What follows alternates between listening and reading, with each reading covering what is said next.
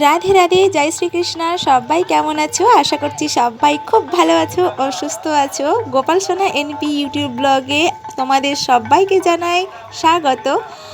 আবারও একটা নতুন ব্লগ ভিডিও নিয়ে চলে এসেছি বন্ধুরা। আশা করছি এই ভিডিওটা তোমাদের খুব খুব ভালো লাগবে, তাই প্রথম থেকে লাস্ট পর্যন্ত অবশ্যই দেখতে থাকো। এই যে মন্দিরটা দেখছো, এই মন্দিরটা হলো রায়দিঘির বড় কালী মন্দির বন্ধুরা। আর এই মন্দির প্রতিষ্ঠা উপলক্ষে আছে আজ রায়দিঘিতে দুটো বড় বড় কীর্তন, মানে যেটা আজকের হবে আর হবে আগামীকাল বন্ধুরা। তাই আমিও কিন্তু রায়দিঘি থেকে চলে এসেছি, আর আমার শ্বশুরমশাই এবং শাশুড়ি মা আসবে আগামীকাল।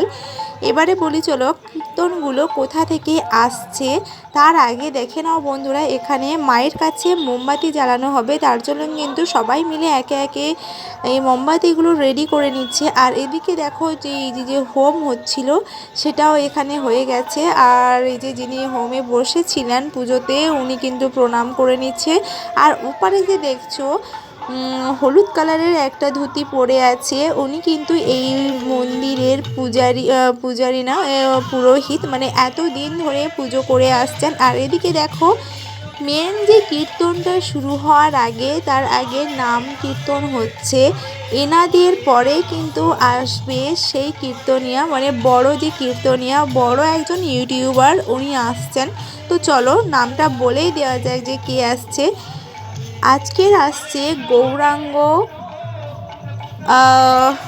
তোমরা ইউটিউবে সার্চ করলেই পেয়ে যাবে যে গৌরাঙ্গ আনন্দ ঠাকুর, উনি আসছেন আজকের। আর এদিকে দেখো দেখতে দেখতে চলে এলাম, মানে আমার মেয়ে তো আসছিল না, আমি বললাম যে চল তোকে কিছু খাইয়ে নিয়ে আসি।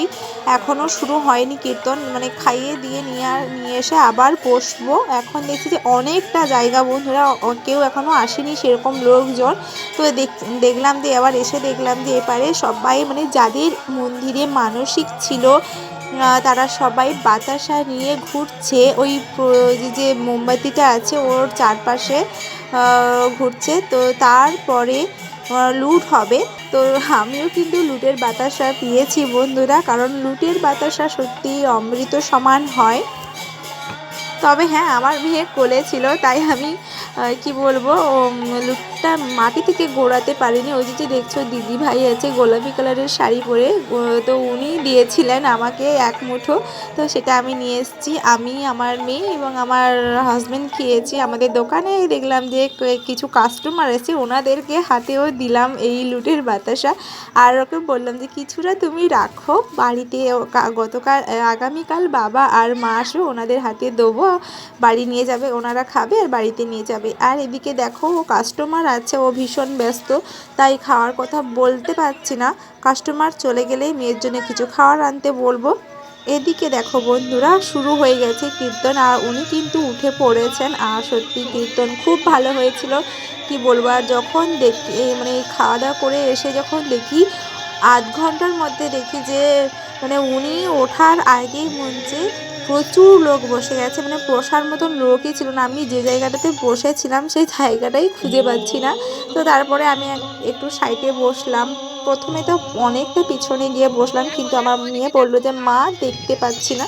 তাই আমি আমার সামনে এসে একটা সাইডেই বসলাম। তাই তোমাদেরকে ভালো করে আমি মুখটা দেখাতে পারছি না বন্ধুরা, কিন্তু সত্যি কীর্তন খুব ভালো হয়েছিল। ওনার নাম আপনারা যদি সার্চ করেন তাহলে অবশ্যই পেয়ে যাবেন। ওনার বড় একটা ইউটিউব আছে, চ্যানেল আছে, গৌরাঙ্গ সুন্দর দাস ওনার নাম হলেন। এই নামে যদি সার্চ করেন অবশ্যই ওনাকে দেখতে পাবে।